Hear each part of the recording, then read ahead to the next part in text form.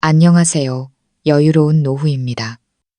겉보기에는 평온해 보이지만 속은 이미 썩어 문드러진 결혼 생활이 있습니다. 입으로는 사랑을 말하지만 마음은 얼음장보다 차가운 남편도 있지요. 그리고 연약하고 순종적으로만 보였던 한 여성이 거대한 세력을 송두리째 흔들어 놓는 힘을 발휘하기도 합니다. 오늘 이야기는 한마디 농담에서 시작됩니다. 네가 바람 피워도 좋다. 그 남자에게는 내가 1,000,000원을 주겠다.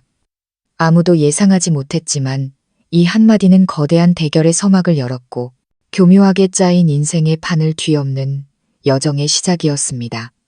한 여성이 진정한 자신을 찾아가는 놀라운 전환점이 된 이야기, 지금 바로 시작하겠습니다. 제 이름은 선우, 올해 32, 살의 평범한 직장인입니다.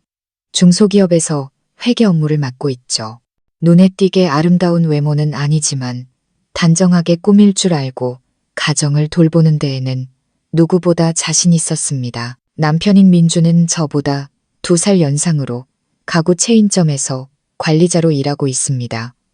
우리는 결혼 7년 차에 5살 배기 딸 하윤이를 두고 있습니다. 사람들은 성공한 남편과 안정된 가정을 이룬 저를 보며 행운아라고 말했습니다. 하지만 그 화려한 껍데기는 우리 결혼 생활의 깊은 균열을 가리는 얇은 포장지에 불과하다는 것을 아는 사람은 거의 없었습니다. 민주는 날이 갈수록 무뚝뚝해지고 자기 주장만 내세우며 저를 통제하려 들었습니다.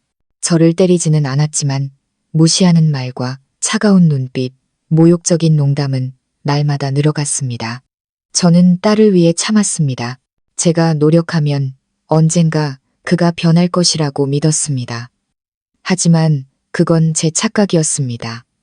어느 주말 저녁 딸을 재우고 거실을 정리하고 있을 때였습니다. 남편은 텔레비전 앞에서 맥주를 홀짝이다가 문득 저를 돌아보며 반은 농담, 반은 진심인 말투로 말했습니다. 당신이 바람이라도 피우면 내가 그냥 둘 것 같아? 당신이랑 잠자리를 갖는 남자한테는 내가 1,000,000원을 주지. 저는 그 자리에 얼어붙었습니다. 그의 목소리는 크지 않았지만 한 글자 한 글자가 비수처럼 제 귀에 꽂혔습니다. 남편을 쳐다보았지만 그의 경멸적인 눈빛은 장난이 아니었습니다. 제 심장이 차갑게 식는 것을 느꼈습니다. 지금 뭐라고 했어요? 제가 조용히 묻자 제 손은 어느새 주먹을 꽉 쥐고 있었습니다. 진심이야. 당신이 아직도 매력적이라고 생각해? 밖에 남자는 널렸지만 당신 같은 여자랑 잘 남자는 없을걸. 누구든 유혹해서 데려와봐. 내가 진짜 돈을 준다니까. 저는 울어야 할지 웃어야 할지 몰랐습니다. 남편의 눈에 비친 제 모습이 이토록 하찮았던 걸까요? 저는 더 이상 아무 말도 하지 않고 조용히 거실을 마저 치운 뒤 방으로 들어가 문을 닫았습니다. 그날 밤 저는 뜬 눈으로 밤을 지새웠습니다. 그의 말이 너무 충격적이어서가 아니었습니다. 그것은 그동안 골마왔던 상처를 터뜨리는 마지막 한 방울이었습니다. 과거에 겪었던 모든 무시와 서름이 홍수처럼 밀려왔습니다. 제가 얼마나 어리석고 나약했는지 깨달았습니다. 딸 하윤이를 떠올렸습니다. 아이는 아직 어려 모든 것을 이해하지 못하겠지만 언젠가는 잘하게 될 겁니다. 그때 자신의 엄마에게 이런 말을 하는 아빠를 어떻게 생각할까요? 다음 날 아침, 저는 평소처럼 일찍 일어나 아침 식사를 준비했습니다. 민주는 사과 한마디 없이 어젯밤의 일은 꺼내지도 않았습니다. 마치 아무 일도 없었다는 듯 출근 준비를 했습니다. 저는 침묵했지만 제 마음속에서는 이미 중대한 결심이 서고 있었습니다. 저는 변하기 시작했습니다. 옷차림부터 단정하고 세련되게 바꿨습니다. 일주일에 2번 딸을 친정어머니께 맡기고 저녁 요가 수업에 등록했습니다. 친구들과 동료들을 만나는 횟수도 늘렸습니다. 민준도 제 변화를 눈치챈 듯 했지만 아무 말도 하지 않았습니다. 아마도 제가 여전히 그의 통제 아래 있는 순종적인 아내라고 생각했기 때문이겠죠. 그러던 어느 목요일 저녁, 저는 대학 시절 동창인 지훈을 다시 만났습니다. 회계 및 감사 관련 세미나에서 우연히 마주친 것이었죠. 지훈은 여전히 성숙하고 차분했으며 특히 여성을 존중하는 태도를 지니고 있었습니다. 제가 결혼했다는 사실을 알고 처음에는 거리를 두며 안부만 물었지만 그의 진심 어린 친절함은 제 마음을 흔들었습니다. 남편에게 배신감을 느껴서가 아니었습니다. 너무나 오랫동안 잊고 지냈던 누군가에게 부드럽고 존중받는 느낌을 다시 받았기 때문입니다. 지훈은 조각처럼 잘생기지도 눈에 띄게 부유하지도 않았습니다. 하지만 그와 대화할 때면 저는 제 이야기에 귀 기울여주는 사람이 있다는 것을 느꼈습니다. 그는 제가 아이가 있는 기혼 여성이라는 이유로 저를 판단하거나 무시하지 않았습니다. 한 달 후 우리는 다시 만났습니다. 이번에는 제가 먼저 연락해 커피를 마시자고 제안했습니다. 제 마음이 정확히 무엇을 원하는지는 몰랐지만 머릿속에서는 민준이 던졌던 말이 계속 맴돌았습니다. 당신이랑 자는 남자한테는 1,000만 원을 주겠다. 만약 이 이야기를 지훈에게 한다면 그는 어떤 반응을 보일까요? 도망치지는 않을까요?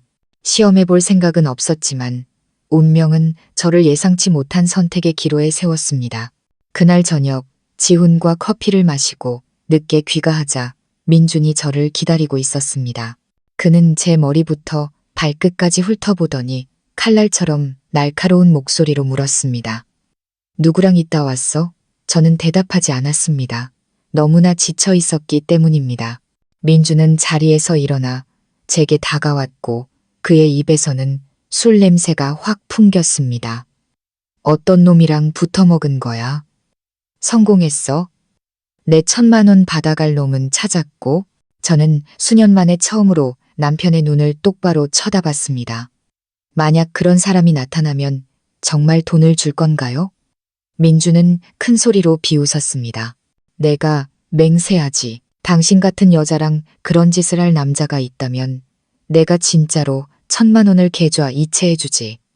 저는 더 이상 아무 말도 하지 않았지만 그 순간 제 머릿속에는 대담한 생각이 스쳐 지나갔습니다.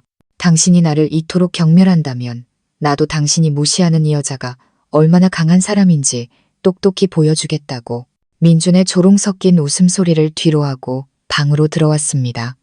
그는 마치 도박에서 이긴 승자처럼 웃었지만 사실 이길 것이 무엇이 있었을까요? 아내의 명예를 농담거리로 삼는 남자가 과연 자존심이라는 것을 가지고 있기는 할까요? 저는 불도 켜지 않은 채 침대에 앉았습니다. 방 안은 제 마음처럼 칠흑같이 어두웠습니다. 하윤이는 일찍 잠들어 새근새근 숨소리를 내고 있었습니다. 그 소리를 들으니 가슴이 미어졌습니다. 저는 결코 가벼운 여자가 아니었고 품위를 팔 만큼 돈에 굶주린 사람도 아니었습니다. 하지만 민준, 바로 그가 저를 그런 상황으로 내몰고 있었습니다. 그날 밤 저는 잠들지 못하고 베개를 끌어안은 채 많은 생각을 했습니다. 만약 남자가 아내를 더 이상 사랑하지 않는다면 이혼을 선택해야 합니다. 하지만 민주는 그러지 않았습니다. 그는 낡은 물건을 버리지 못하듯 저를 곁에 두고 매일같이 모욕을 주었습니다. 그렇다면 저는 대체 누구를 위해 이렇게 살고 있는 걸까요? 딸을 위해서일까요? 아니면 변화를 마주하기 두려운 제 자신을 위해서일까요? 다음 날 아침 저는 하윤이를 친정에 맡겼습니다. 일이 바쁘다는 핑계를 댔지만 사실은 조용히 생각할 시간이 필요했습니다.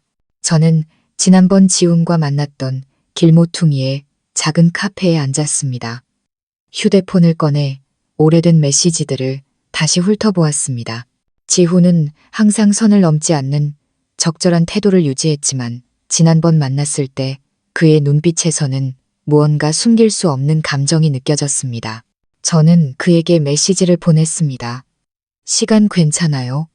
잠깐 보고 싶은데 1분도 채 되지 않아 답장이 왔습니다. 마침 근처에 있어요. 거기 그대로 계세요. 제가 갈게요. 15분 후 지훈이 카페로 들어섰습니다. 여전히 차분한 모습과 부드러운 미소였습니다. 그는 제 맞은편에 앉아 걱정스러운 목소리로 물었습니다. 무슨 일 있어요? 평소랑 달라 보여요. 저는 잠시 침묵하다가 그의 눈을 똑바로 쳐다봤습니다. 만약 어떤 남자가 아내에게 바람을 피워보라고 부추기면서 그 상대 남자에게 1,000만 원을 주겠다고 한다면 어떻게 생각해요?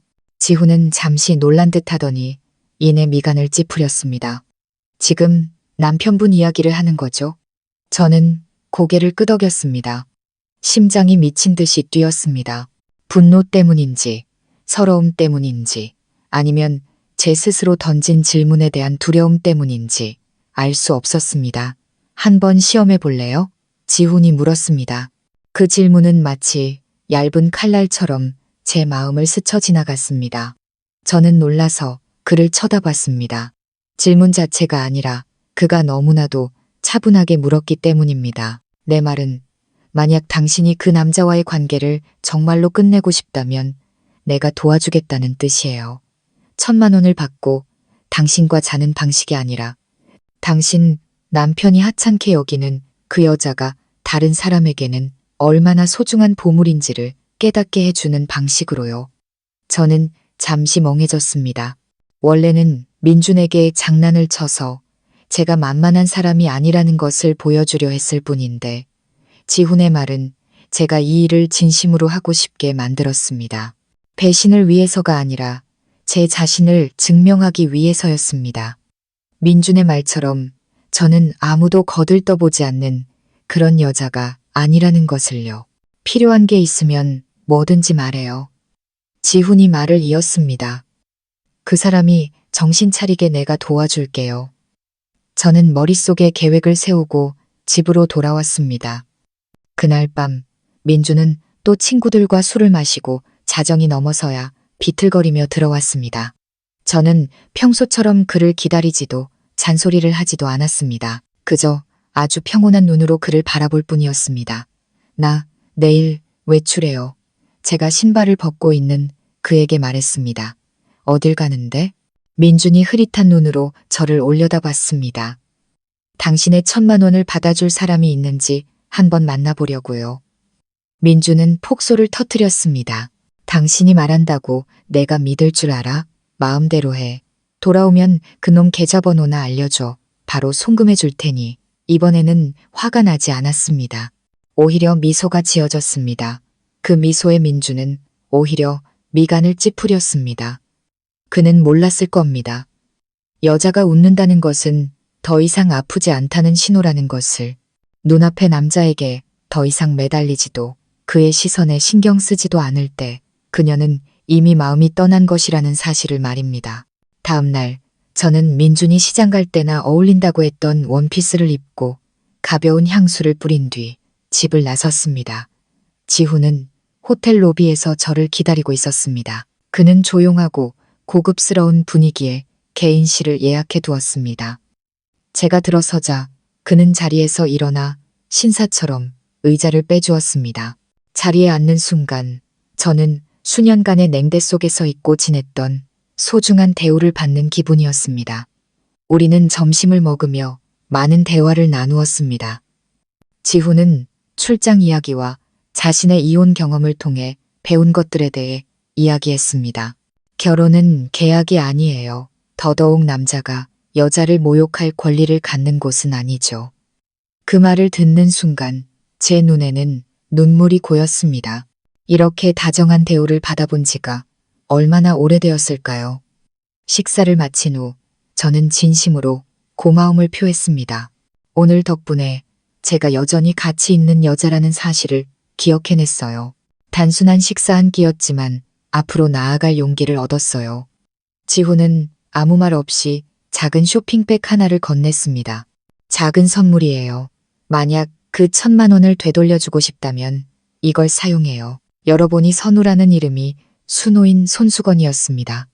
그리고 그 아래에는 작은 글씨로 이렇게 적혀 있었습니다. 아무도 당신을 깎아내릴 권리는 없어요. 설령 당신을 아내라고 불렀던 사람이라도. 저는 손수건을 가슴에 품었습니다. 이제부터 저는 누구의 허락도 기다리지 않고 제 자신으로서의 삶을 살아갈 것입니다. 늦은 오후에 집으로 돌아왔을 때 하윤이는 아직 친정에 있었습니다. 집안은 무서울 정도로 조용했습니다. 민주는 소파에 다리를 뻗고 앉아 축구 경기를 보고 있었고 마치 온 세상이 자신의 손에 들린 리모컨을 중심으로 돌아가는 듯 했습니다. 나는 지훈이 준 손수건이 담긴 작은 쇼핑백을 말없이 테이블 위에 올려놓았습니다. 민준이 곁눈질로 그것을 보더니 눈썹을 치켜 올렸습니다. 웬 거냐? 어느 놈이 준 선물인가? 응. 나는 돌려 말하지 않고 대답했습니다. 그는 큰 소리로 웃었지만 웃음소리는 어색했습니다. 그의 내면 어딘가에서 불안감이 싹트기 시작하는 것 같았습니다. 아마도 그는 내가 그의 도전을 결코 실행에 옮기지 못할 것이라고, 영원히 그의 통제 아래 갇힌 고양이처럼 얌전히 있을 것이라고 생각했을 겁니다. 하지만 이제 그 고양이는 더 이상 두려워하지 않았습니다. 나는 더 이상 설명하지 않고 방으로 들어갔습니다. 내가 굳이 자세히 말하거나 그를 자극할 필요는 없었습니다. 권력을 쥐고 있다고 착각하는 사람일수록 판이 뒤집혔을 때 가장 쉽게 상처받는 법이니까요. 그날 밤 민주는 잠들지 못했습니다. 나 역시 잠들지 않았기에 알 수 있었습니다. 그는 내게 등을 돌리고 누웠지만 이따금씩 뒤척이며 일부러 그러는 듯 거친 숨을 내쉬었습니다. 하지만 나는 더 이상 신경 쓰지 않았습니다. 수년간 그의 말과 모멸적인 태도로 인해 생긴 상처들은 몇 마디 사과로 지워질 수 있는 것이 아니었기 때문입니다. 다음 날 아침, 나는 평소처럼 일찍 일어나 아침 식사를 준비했습니다.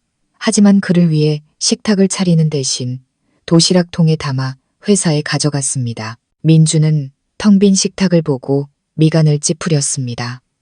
아침 안 먹어? 먹어. 회사에서. 나는 차가운 물처럼 아무렇지 않은 목소리로 짧게 대답했습니다. 민주는 잠시 멍하니 서 있더니 이내 헛웃음을 터뜨렸습니다. 이제 괜찮은 놈이라도 만났나 보지?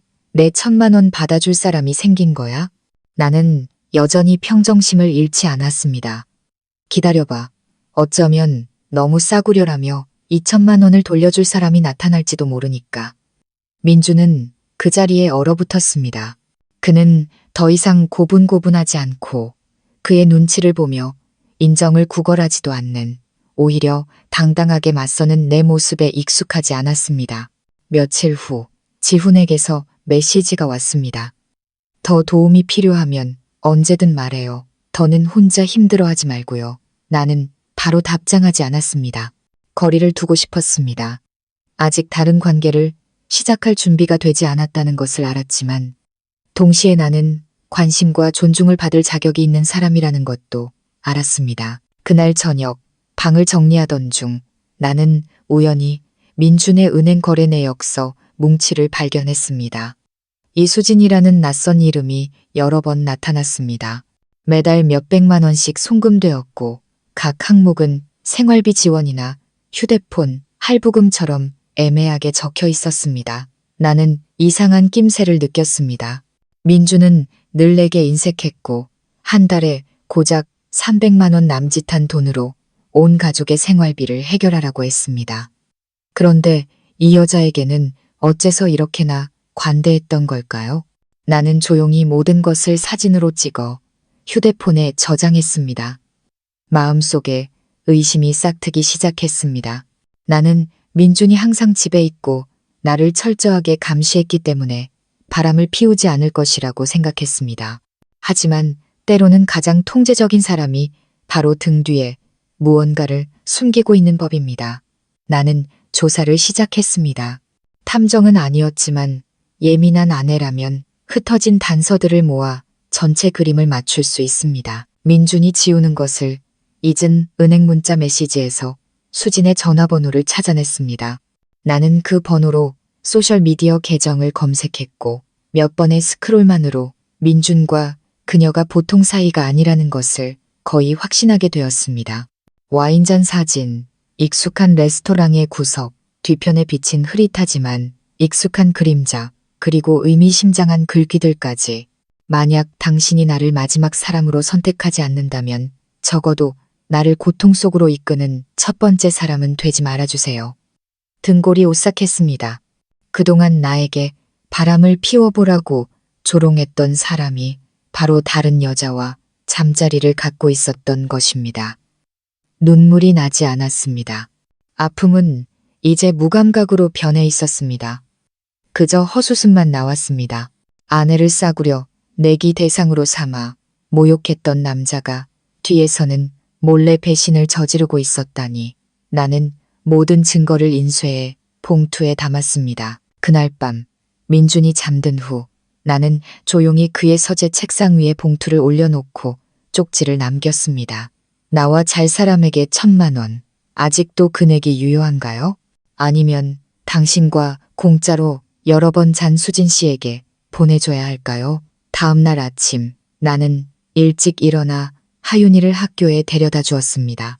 나는 그의 반응을 기다리지도 거짓말쟁이의 놀란 얼굴을 볼 필요도 없었습니다. 이 비열한 게임을 가장 짧고 단호한 방식으로 끝내고 싶었을 뿐입니다. 점심때쯤 집에 돌아왔을 때 집안의 공기는 더 이상 차갑지 않고 숨막힐 듯 했습니다. 민주는 출근하지 않고 서재 책상에 앉아 있었습니다. 그의 손에는 내가 남겨둔 종이 뭉치가 꽉 쥐어져 있었습니다.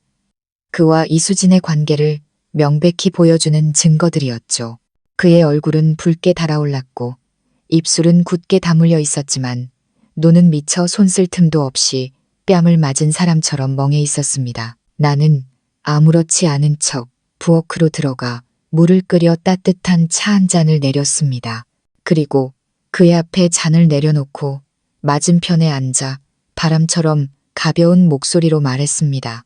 정신 좀 차리게 한 잔 마셔요. 그리고 말해봐요. 이수진 씨에게 1,000만 원을 보낼 생각이에요? 그가 나를 향해 눈을 부릅떴습니다. 당신 날 미행했어? 나는 입꼬리를 살짝 올렸지만 비웃지는 않았습니다. 내가 미행할 필요가 있었을까요? 당신이 스스로 흔적을 남겼잖아요. 내가 한 건 그냥 흩어진 사실들을 제자리에 맞춘 것뿐이에요. 민주는 대답하지 못했습니다. 그는 손을 떨며 종이들을 한 장 한 장 넘겼습니다. 사진도 있었고 메시지도 있었으며 몰래 찍힌 짧은 영상도 있었습니다. 어느 날 저녁 두 사람이 함께 레스토랑에서 나오는 모습이었는데 가까이서 찍지는 않았지만 두 사람이 얼마나 다정한 사이인지 충분히 알 수 있었습니다. 내가 다시 물었습니다. 그 여자는 당신이 아내가 있다는 걸 알아요? 아니면 당신이 지난 몇 년간 나를 무시했던 것처럼 또 거짓말을 한 건가요? 민준이 소리쳤습니다. 당신이 날 신문할 자격은 없어. 내가 당신 남편이잖아. 이제야 내가 당신 아내라는 걸 기억했나 보네요.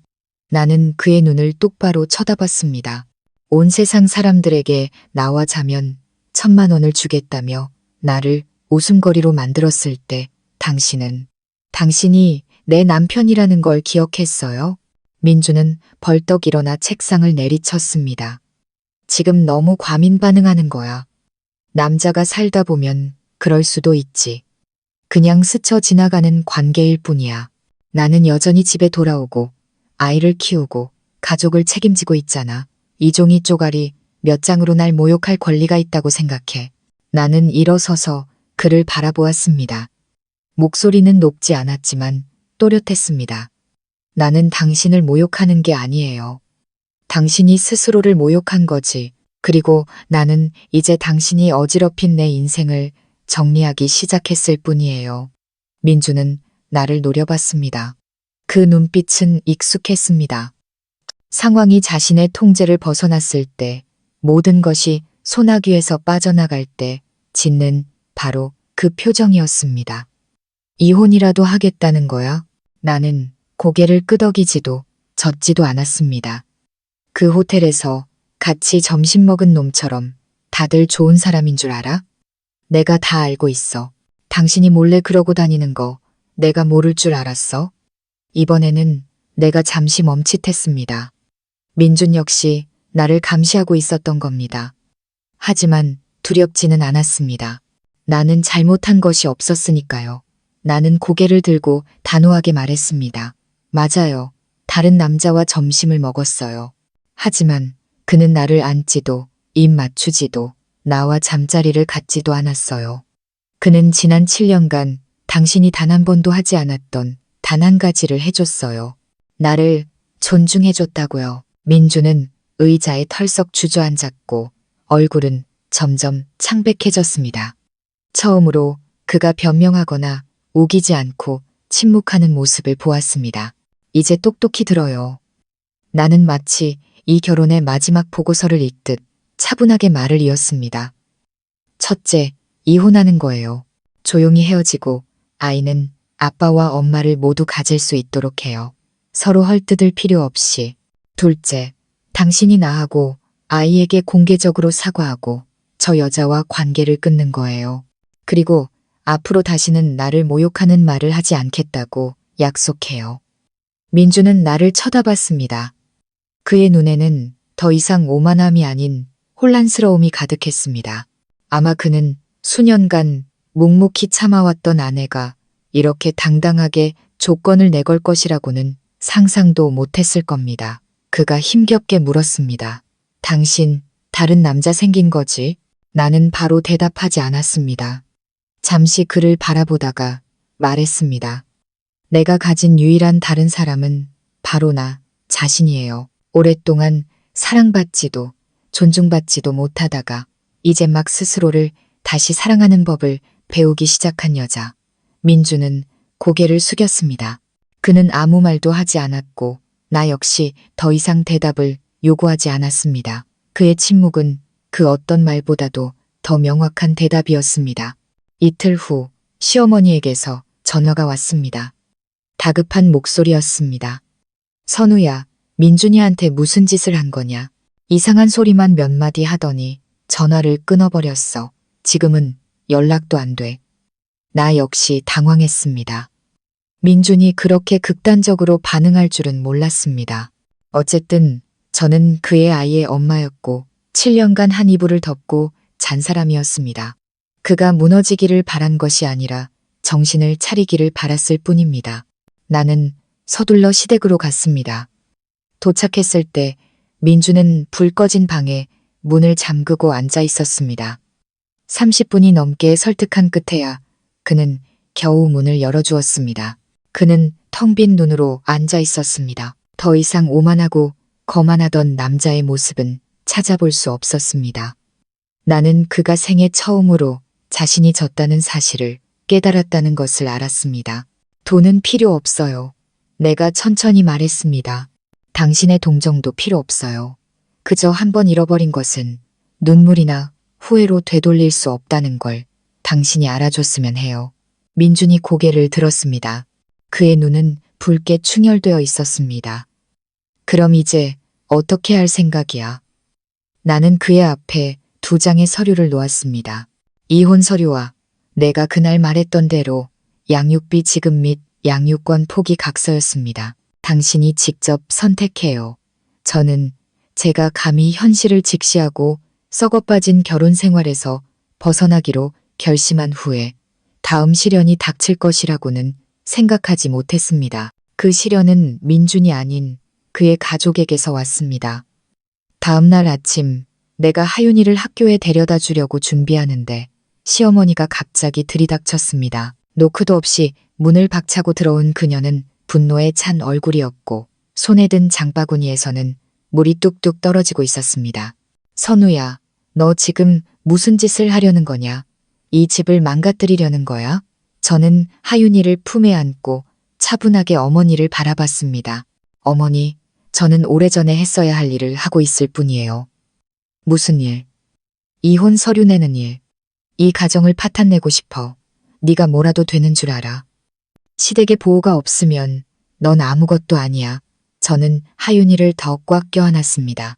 아이가 너무 놀라 제 가슴에 얼굴을 묻고 작은 어깨를 떨었습니다. 어머니, 아이 앞에서 소리 지르지 마세요. 아이가 무서워하잖아요. 애가 무서워하는 건 다 네가 잘못 가르쳐서 그래. 이 멍청한 거사, 대학 좀 나와서 회사 다닌다고 잘난 줄 알아? 민준이 없으면 네가 어떻게 살 건데? 나는 의자에 앉아 하윤이를 무릎에 앉히고 조용히 말했습니다. 저 혼자서도 잘 살 수 있어요. 자신을 물건 취급하는 남편의 아내로 사는 것보다는 훨씬 더 품위 있게 살 수 있을 거예요. 제가 7년 동안 참아온 거 어머니는 모르셨어요? 시어머니는 손으로 식탁을 내리쳤고 장바구니에 있던 물이 사방으로 튀었습니다. 그래도 내 남편이잖아.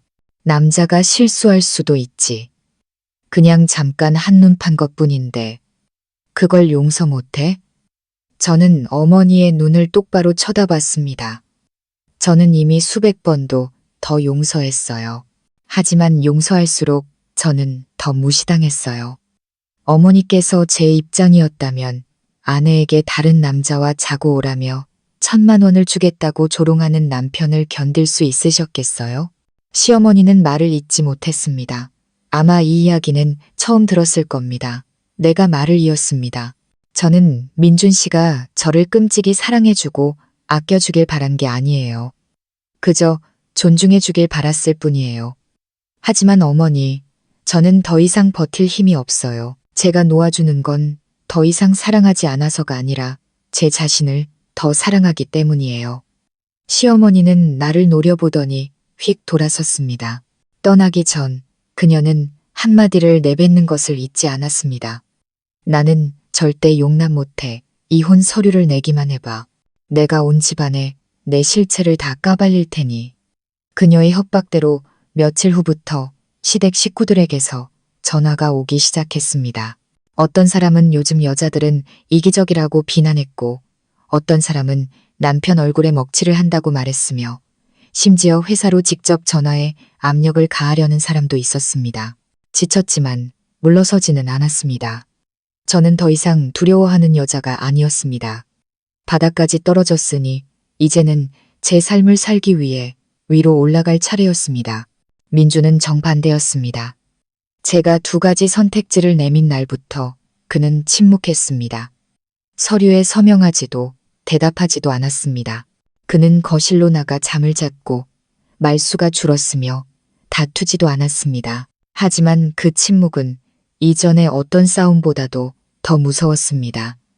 마치 언제 터질지 모르는 시한폭탄처럼 집안의 공기는 항상 팽팽하게 긴장되어 있었습니다. 어느 날 저녁 민준이 갑자기 말했습니다. 서명할게. 단 조건이 하나 있어. 나는 그를 쳐다보며 기다렸습니다. 하윤이한테 내 얘기는 하지 말아줘. 내가 나쁜 놈이었다고 말하지 말아줘. 나는 잠시 말을 잃었습니다. 처음으로 그의 모습에서 아주 작은 후회 같은 것을 느꼈습니다. 아주 미미했지만 진심이었습니다. 하윤이에게 아빠를 미워하라고 가르치지는 않을 거예요. 하지만 미화하지도 않을 거예요. 아이는 스스로 자라면서 이해하게 될 거예요. 그리고 당신에게 아직 애정이 남아있다면 아이에게 부끄럽지 않은 아빠가 되도록 노력하세요. 민주는 고개를 끄덕였습니다. 그는 떨리는 손으로 펜을 들어 이혼 서류와 양육비 지급 및 양육권 포기 각서 2장에 모두 서명했습니다. 법정에 가는 날 보슬비가 내렸습니다. 저는 하얀색 정장을 입었습니다. 예쁘게 보이려고 한 것이 아니라 과거의 한 페이지를 떠나보내는 저만의 방식이었습니다. 민주는 늦지 않고 제 시간에 도착했습니다. 그는 옅은 푸른색 셔츠를 입고 머리를 단정하게 빗고 있었습니다. 제가 법정으로 들어서자 그는 고개를 들어 저를 바라봤습니다. 그의 눈에는 원망도 비난도 없었고 그저 약간의 아쉬움만이 남아 있었습니다. 판사가 물었습니다. 2 사람 모두 이혼에 동의합니까? 나는 고개를 끄덕였습니다. 민준도 마찬가지였습니다. 자녀 양육에 특별한 조건이 있습니까? 제가 아이를 키우겠습니다. 내가 먼저 말했습니다.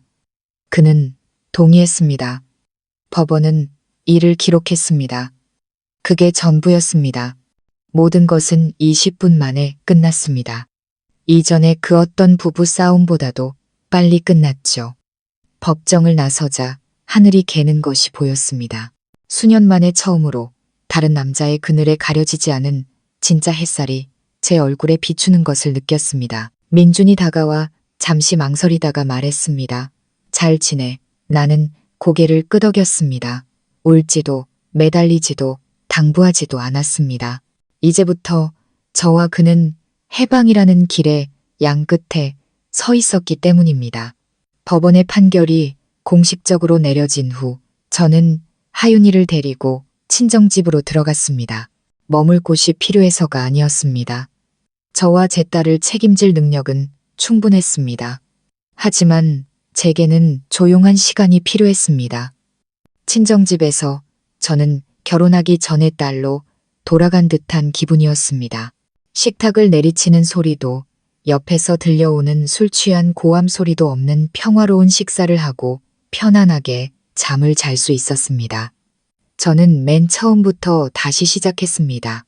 친정집과 가까운 지점으로 근무지를 옮겼고 딸은 새로운 유치원에 입학했습니다. 모든 것이 마치 새롭게 시작되는 순환처럼 깔끔하고 정돈되어 갔습니다. 하지만 민준이라는 이름이 제 인생에서 완전히 사라진 것은 아니었습니다. 이혼한 지 2달이 지난 어느 날 오후 제가 하윤이를 데리고 집에 돌아왔을 때 문 앞에 민준이 서 있는 것을 보았습니다. 그는 많이 야위었고 얼굴은 검게 그을렸으며 머리는 덥수룩했습니다. 제가 알던 자신감 넘치고 멋있던 남자의 모습은 온데간데 없었습니다. 하윤이는 아빠를 보자마자 아빠 하고 외치며 달려가 그의 다리를 껴안았습니다. 저는 가만히 서서 막지 않았습니다. 어쨌든 그는 하윤이의 아빠였고 제가 그 부녀의 정을 떼어놓을 권리는 없었습니다. 민주는 몸을 숙여 딸을 안아 올렸습니다. 마치 세상의 전부를 작은 아이의 포옹에 의지하는 듯 했습니다. 나는 아무 말도 하지 않고 그가 하윤이를 내려놓을 때까지 기다렸다가 입을 열었습니다. 무슨 일이야? 민주는 머리를 극적이며 어색하게 말했습니다. 너랑 얘기 좀 하고 싶어서 싸우자는 게 아니라 정말 진지하게 한 번만 얘기하고 싶어. 나는 딸을 쳐다보며 말했습니다. 하윤이 먼저 들여보낼게. 골목 입구에 있는 카페에서 기다려. 저는 하윤이를 집으로 데려가 어머니께 맡기고 골목 입구로 걸어갔습니다. 소박한 나무 의자가 놓인 작은 카페는 한산했습니다. 민주는 이미 자리에 앉아 있었고 손에 든 얼음잔은 반쯤 녹아 있었습니다. 제가 맞은편에 앉아 그는 낯선 눈빛으로 저를 바라봤습니다. 더 이상 오만하지도 의심하지도 않는 오랫동안 지쳐온 듯한 피곤함만이 담긴 눈빛이었습니다. 아직도 나한테 화났어. 내가 짧게 대답했습니다. 아니, 다 내려놨어. 민주는 고개를 끄덕였습니다. 잠시 후 그는 용기를 내듯 말을 이었습니다. 네가 찾아냈던 그 여자 이수진 임신했대. 우리가 이혼하고 2달쯤 지나서 알려주더라. 나는 그 자리에 굳었습니다. 손에 든 커피잔이 살짝 떨렸습니다. 민준의 외도의 결과가 따랐다는 사실에 놀란 것이 아니었습니다. 아직 태어나지 않은 아이가 불쌍했을 뿐입니다. 그래서 어떻게 할 생각이야? 민준은 한숨을 쉬었습니다. 처음에는 결혼하려고 했어. 그런데 그쪽 집안에서 반대가 너무 심해. 내가 이혼남의 아이까지 있다고 소문날까봐 두려워하더라고. 그리고 사실 그 여자도 나한테 별 감정은 없어. 그냥 돈을 원할 뿐이야. 나는 씁쓸했습니다. 그래서 책임을 요구받았구나. 민준이 고개를 끄덕였습니다. 대놓고 말하더라. 결혼 안 할 거면 아이 양육비를 제대로 대고 아이 아빠 이름으로 올려야 한다고. 그런데 너도 알다시피 나 이제 아무것도 없어. 이혼 후에 월급은 얼마 안 되고 집은 은행 대출금 갚아야 하고 일도 잘 안 풀려. 나는 가볍게 한숨을 쉬었습니다. 동정심 때문이 아니라 피곤했기 때문입니다. 그래서 이 얘기를 나한테 하는 이유가 뭐야? 민주는 매달리듯 나를 쳐다봤습니다. 내가 더 이상 자격이 없다는 거 알아. 하지만 내가 좀 도와줬으면 해서. 나는 헛웃음을 터뜨렸습니다. 감정 없는 말은 웃음이었습니다. 내연녀의 아이를 키우는 걸 도와달라고? 아니, 그런 게 아니야. 민준이 고개를 저었습니다. 그 문제를 해결할 돈을 좀 빌려줬으면 해서. 네가 모아둔 돈도 있고 부모님께서도 도와주실 거잖아. 내가 꼭 이래서 갚을게. 나는 잠시 침묵하다가 물었습니다. 어머니한테 빌려보지 그랬어? 당신이 바람 피웠을 때 죽기 살기로 당신 편을 들어줬던 분이잖아. 어머니는 몇 주째 나한테 화만 내셔. 온 집안 망신 다 시켰다고. 넌 모를 거야. 이혼하고 나서야 네가 아무것도 바라지 않고 나를 위해 묵묵히 참아준 유일한 사람이었다는 걸 깨달았어. 나는 민준의 눈을 똑바로 쳐다봤습니다. 한참 후에야 입을 열었습니다. 지금 당장 대답할 필요는 없지만 스스로에게 한번 물어봐. 왜 모든 걸 잃고 나서야 한 사람의 가치를 깨닫게 된 건지, 그리고 왜 그 사람이 더 이상 당신의 아내가 아니게 된 후에야 소중하게 느껴지기 시작한 건지. 민주는 고개를 숙이고 아무 말도 하지 못했습니다. 나는 일어나 지갑에서 50만 원을 꺼내 테이블 위에 올려놓았습니다. 더는 못 도와줘. 이게 내 딸에게 보여주고 싶은 전부야. 엄마는 사람 도리를 알지만 약하지는 않다는 거. 나는 뒤돌아보지 않고 걸어갔습니다. 뒤에서 민준이 부르는 소리가 들렸습니다. 선우야, 만약 언젠가 내가 좋은 아빠로서 다시 돌아온다면 하윤이를 자주 만날 기회를 줄 수 있을까? 나는 걸음을 멈췄지만 돌아보지는 않았습니다. 기회는 소중히 여기는 사람에게만 주어지는 거야. 아이를 보고 싶으면 아이가 자랑스러워할 만한 아빠가 되도록 노력해. 나는 더 이상 당신의 뒷수습을 해주는 사람이 아니니까. 그날 밤 하윤이를 품에 안고 있는데 아이가 물었습니다. 아빠, 다시 돌아올 거야. 나는 아이를 더 꽉 껴안았습니다. 아빠는 언제나 내 아빠야. 하지만 엄마는 엄마가 아팠던 곳으로는 다시 돌아가지 않을 거야. 아이는 고개를 끄덕였습니다. 그 눈은 별처럼 반짝였습니다. 내가 엄마를 더 많이 웃게 해줄게. 나는 웃음을 터뜨렸습니다. 아주 오랜만에 터져나온 진심, 어린 웃음이었습니다. 어쩌면 결국 나를 다시 돌아보지 않을 만큼 강하게 만들어준 것은 남자가 아니라 바로 내 딸이었을지도 모릅니다. 민준과의 그 만남 이후 모든 것이 끝났다고 생각했습니다. 저는 마지막으로 그를 도왔습니다. 동정심 때문이 아니라 한때 부부였던 정과 하윤이를 위해서였습니다. 더 이상 어떤 문제에도 얽히지 않을 것이라고 믿었습니다. 하지만 저는 틀렸습니다. 어느 금요일 저녁 하윤이를 막 재우고 나서 휴대폰이 울렸습니다. 익명의 발신자로부터 온 짧은 문자 메시지였습니다. 민준과 수진의 정체를 제대로 알았다면 그렇게 쉽게 놓아주지 않았을 텐데. 저는 미간을 찌푸렸습니다. 낯선 번호, 이름도 신원도 없었습니다. 답장하지 않았지만 제 마음속의 평온은 마치 잔잔한 호수에 돌이 던져진 것처럼 순식간에 흔들렸습니다. 그날 밤 저는 뜬 눈으로 밤을 지새웠습니다. 그 메시지는 제 마음속에 걸린 낚싯바늘처럼 제가 벗어나려 애썼던 과거로 저를 다시 끌어당겼습니다. 다음 날 아침 저는 지친 얼굴로 회사에 출근했습니다. 동료들이 걱정했지만 그저 웃어넘길 뿐이었습니다. 하지만 일이 끝나자마자 저는 조용히 사무실에 남아 다시 한번 소셜미디어에서 이수진이라는 이름을 검색했습니다. 이번에는 이름으로 찾지 않았습니다. 민준이 그녀에게 송금했던 계좌번호를 이용해 상거래 정보 조회 앱에 입력해 보았습니다. 그리고 저는 경악했습니다. 이수진. 본명 이수진은 인근 지역에서 임신을 가장해 양육비를 뜯어낸 사기 사건으로 고소당한 전력이 있었습니다. 증거 불충분으로 기소되지는 않았지만 기록은 관할 경찰서에 남아 있었습니다. 저는 충격에 휩싸였습니다.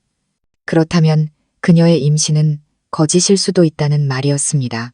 확신할 수는 없었지만 고통을 겪어본 여자의 직감은 이 연극에 무언가 아주 잘못된 점이 있다고 말해주고 있었습니다. 저는 즉시 민준에게 전화를 걸었습니다. 그는 몇 번의 신호음 끝에 잠긴 목소리로 전화를 받았습니다. 당신, 그 여자 정체가 뭔지 제대로 알고는 있는 거야? 무슨 소리야? 다시 물을게. 그 여자가 정말 임신했다고 확신해? 침묵. 전화기 너머로 그의 가빠지는 숨소리가 들렸습니다. 잠시 후 민주는 목이 맨 목소리로 말했습니다. 너 알고 있었구나. 제 심장이 쿵 내려앉았습니다. 거짓말이었어. 당신은 알면서도 숨긴 거고. 나도 확신이 없었어. 그녀가 임신했다고 했을 때 너무 혼란스러웠어. 그런데 지난주에 같이 초음파 검사를 받으러 가자고 했더니 피하더라고. 임신 얘기를 꺼낼 때마다 다른 핑계를 대고 한 번은 그녀가 전화 통화하는 걸 들었는데 그놈은 믿었어. 아주 쉬워라고 말하는 것 같았어. 저는 입술을 깨물며 분노를 억눌렀습니다. 그런데 왜 나한테 와서 도와달라고 한 거야? 왜 사실대로 말하지 않았어? 무서웠어. 창피했고 젊은 여자한테 속았다는 걸 인정할 용기가 없었어. 나를 믿어준 사람은 너뿐이었으니까. 그래서 너한테 매달렸던 거야. 저는 씁쓸하게 웃었습니다. 내가 당신을 믿었던 게 아니야. 내 자존심을 믿었던 거지. 내 딸이 아빠가 더 이상 망가지는 모습을 보게 하고 싶지 않았을 뿐이야. 지금이라도 나 좀 도와줄 수 있을까? 네가 나보다 똑똑하잖아. 예전에도 그녀의 정체를 밝혀냈으니 이번에도 분명할 수 있을 거야. 저는 말없이 생각했습니다. 다시 그를 돕는다고. 만약 임신이 거짓이라면 가장 불쌍한 사람은 민준이 아니라 제 딸 하윤이었습니다. 나중에 하윤이가 자라서 아빠가 한때 성욕에 눈이 멀어 있지도 않은 태아를 위해 돈을 바쳤다는 사실을 알게 되면 뭐라고 생각할까요? 저는 바로 대답하지 않았습니다. 하지만 그 통화 이후 저는 이 문제를 더 깊이 파헤치기로 결심했습니다. 그날 저녁 제가 일을 하고 있을 때 초인종이 울렸습니다. 어머니께서 나가 문을 여셨고 밖에는 수수한 차림의 30대 여성이 서 있었습니다. 그녀가 물었습니다. 선우 씨, 계신가요? 제가 나가자 그녀는 낯설지만 흥분을 감추지 못하는 눈빛으로 저를 바라봤습니다. 저는 수진이의 예전 룸메이트예요. 민영이라고 합니다. 언니에게 문자를 보낸 사람이 바로 저예요. 저는 눈을 동그랗게 떴습니다. 어떻게 이 일을? 민영은 저를 보며 가방끈을 꽉 쥐었습니다. 저는 수진이와 함께 살았어요.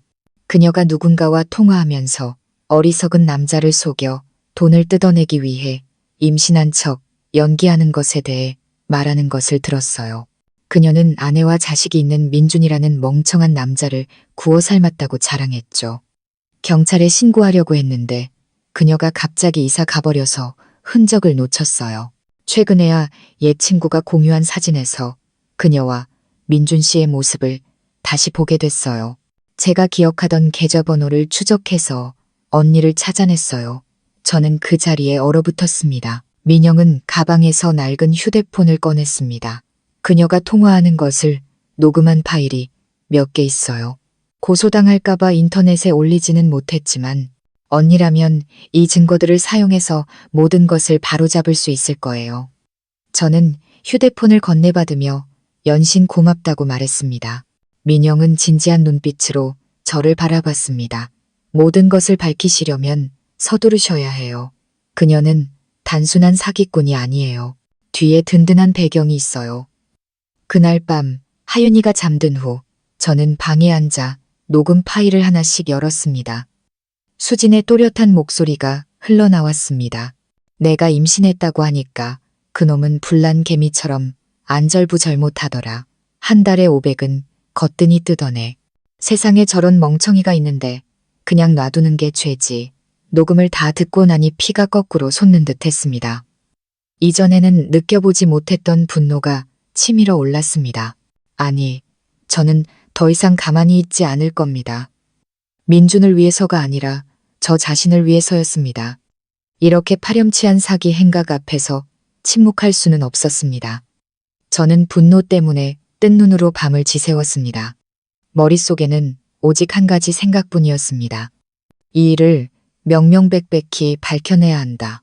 민준을 구하기 위해서가 아니라 이수진처럼 다른 사람을 짓밟고 살아가는 인간들이 더는 발붙이지 못하게 하기 위해서였습니다.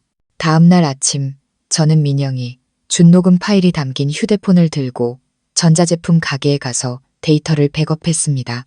여러 개의 사본을 만들어 개인 이메일로 보내고 USB에도 저장했습니다. 혹시 모를 사태에 대비하기 위해서였습니다. 그리고 저는 민영이 제공한 정보와 그녀의 진술서를 첨부하여 경찰서에 고소장을 제출했습니다.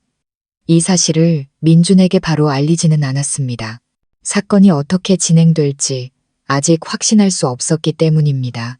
그가 두려움 때문에 모든 것을 망쳐버리는 것을 원치 않았습니다. 며칠 후 경찰서에서 확인 전화가 왔습니다. 저는 경찰서로 가서 젊고 진지한 표정의 수사관을 만났습니다. 선우 씨, 제공해 주신 증거는 상당히 설득력이 있습니다. 하지만 임신 사기 행위로 한 사람을 처벌하려면 추가 증인과 철저한 수사 과정이 필요합니다. 현재로서는 이수진을 감시하며 수사를 진행할 계획입니다. 피해자인 민준 씨와 계속 연락하고 계신다면 그가 수사에 협조하도록 설득해 주시는 것이 좋겠습니다. 저는 고개를 끄덕였습니다. 길고 긴 결혼 생활의 파탄 속에서 헤매던 끝에 처음으로 제가 옳은 일을 하고 있다는 생각이 들었습니다. 저 자신뿐만 아니라 미래의 잠재적 피해자들을 위해서였습니다. 하지만 인생은 결코 단순하지 않았습니다. 일주일 후 하윤이를 하원시키고 있을 때 전화벨이 울렸습니다. 낯선 번호였습니다. 전화를 받았습니다. 선우 씨. 맞죠? 비단처럼 부드럽지만 가시가 돋친 여자의 목소리였습니다. 이수진이에요. 듣자 하니 해서는 안 될 일을 하고 계신다면서요. 저는 휴대폰을 꽉 쥐었습니다. 아, 당신이었군요. 무슨 일로 전화했죠? 협박이라도 하려고? 그저 충고 하나 해드리려고요. 너무 깊이 파고들면 곤란한 일이 생길 수 있어요. 특히 당신처럼 작고 예쁜 딸이 있는 경우에는요. 길을 가다가 계단에서 구르거나 약을 잘못 먹을 수도 있잖아요. 온몸이 차갑게 식었습니다. 두려워서가 아니라 충격 때문이었습니다. 그녀가 이렇게 뻔뻔하고 악랄할 줄은 몰랐습니다. 감히 하고 말고 할 게 뭐 있겠어요. 그냥 내 일에 끼어드는 사람이 싫을 뿐이에요. 특히 이미 이혼해서 민준 씨와 아무 상관도 없는 사람이 깊이 파고드는 건 더더욱요. 그러니 후회할 짓은 하지 마세요. 저는 전화를 끊었지만 손은 여전히 떨리고 있었습니다. 약해서가 아니라 처음으로 이수진의 진짜 얼굴을 보았기 때문입니다. 그녀는 단순한 사기꾼이 아니라 다른 사람의 목숨까지도 서슴지 않고 위협할 수 있는 인간이었습니다. 그날 밤 저는 경찰서에 가서 협박 사실을 신고했습니다. 경찰은 진술서를 작성하고 조심하라고 당부하며 추가적인 상황이 발생하면 즉시 연락하라고 했습니다. 저는 하윤이의 유치원에도 연락해 낯선 사람이 아이를 데려가지 못하도록 선생님께 신신당부했습니다. 어머니께서는 반신반의하셨지만 저는 모든 사실을 털어놓았습니다. 어머니는 한숨을 쉬셨습니다. 얘야, 이제 그만 그 일에서 손 떼면 안 되겠니?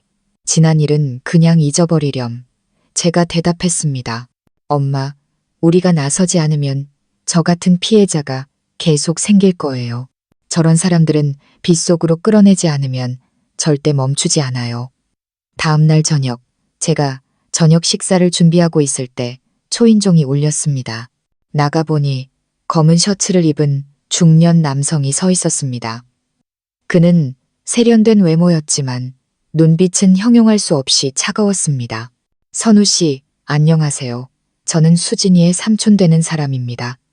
듣자 하니 제 조카에 대해 많이 알아보고 계신다고요. 저는 미간을 찌푸렸습니다. 무슨 일이시죠? 들어오시죠. 그는 테이블에 앉아 서류 가방에서 갈색 봉투를 꺼내 제 쪽으로 밀었습니다. 이 안에 1억 원이 들어 있습니다. 고소를 취하하고 지난 일을 덮어주신다면 당신과 당신 딸은 안전하고 평온하게 살 수 있을 겁니다. 하지만 만약 그러지 않으신다면 저는 그의 말이 끝나기도 전에 봉투를 되밀었습니다. 신원도 불분명한 사람에게서 돈을 받지 않습니다. 그리고 저는 돈으로 매수될 사람이 아닙니다. 그는 입꼬리를 올리며 비웃었습니다. 잘 생각해 보시는 게 좋을 겁니다. 협박으로 끝나지 않는 사람들도 있으니까요. 저는 그의 눈을 똑바로 쳐다봤습니다. 그럼 어디 한번 해보시죠. 저는 두렵지 않고 침묵하지도 않을 겁니다. 게다가 모든 증거는 이미 경찰에 제출했습니다. 만약 제게 무슨 일이 생긴다면 당신의 그 조카딸이 첫 번째 용의자가 될 겁니다. 그는 벌떡 일어섰고 얼굴은 굳어졌습니다. 입만 살았군. 하지만 그 입이 언제까지 갈지 한번 보자고. 그는 집안에 매캐한 담배 냄새만 남긴 채 떠났습니다. 그날 밤 저는 민준에게 모든 것을 이야기했습니다. 그는 충격에 빠졌습니다. 분노하거나 겁에 질릴 줄 알았는데 아니었습니다. 민준은 고개를 깊이 숙이고 가라앉은 목소리로 말했습니다. 수진이는 혼자가 아니야. 자기를 봐주는 사람이 있다고 말했었는데 나는 그냥 허풍인 줄 알았어. 제가 물었습니다. 그 남자가 누군지 알아요? 민준은 고개를 저었지만 잠시 후 무언가 떠오른 듯 얼굴이 새하얗게 질렸습니다. 아니야, 그럴 리가 없어. 뭔데 그래요? 예전에 수진이가 박 회장이라는 사람과 통화하는 걸 들은 적이 있어. 전화를 받을 때마다 목소리가 완전히 바뀌었지. 마치 대부나 양아버지와 통화하는 것처럼. 방금 우리 집에 왔던 남자가 만약 그 사람이라면 저는 벌떡 일어섰습니다. 머릿속에서 예전에는 신경 쓰지 않았던 여러 조각들이 맞춰지기 시작했습니다. 박 회장, 그는 민준의 옛 상사였고 그를 관리자 자리에 앉혀준 사람이었습니다. 언론에 잘 드러나지 않는 신비주의 경영인이었지만 가구 업계에서는 막강한 영향력을 가진 인물이었습니다. 온몸에 소름이 돋았습니다. 그렇다면 대체 어떻게 된 일일까요? 어쩌면 내 결혼 생활 전체가 그들의 계획 속에 있었던 걸까요? 그리고 만약 그게 사실이라면 아내이자 엄마로서 그저 주변인이라고만 생각했던 나는 사실 높은 자리에 앉은 자들의 거대한 체스판 위에 놓인 작은 졸에 불과했던 걸까요? 그날 밤 민준과의 대화 이후 저는 잠을 이룰 수 없었습니다. 박 회장이라는 이름이 거대한 물음표가 되어 머릿속을 맴돌았습니다. 끔찍한 음모가 있을 것이라고 의심해서가 아니었습니다. 제가 한때 권력자들의 게임의 일부였다는 사실을 믿고 싶지 않았기 때문입니다. 다음 날 아침 저는 하윤이를 일찍 유치원에 데려다주고 하루 휴가를 냈습니다. 아무에게도 알리지 않고 조용히 민준이 예전에 일했던 사무실 건물로 향했습니다.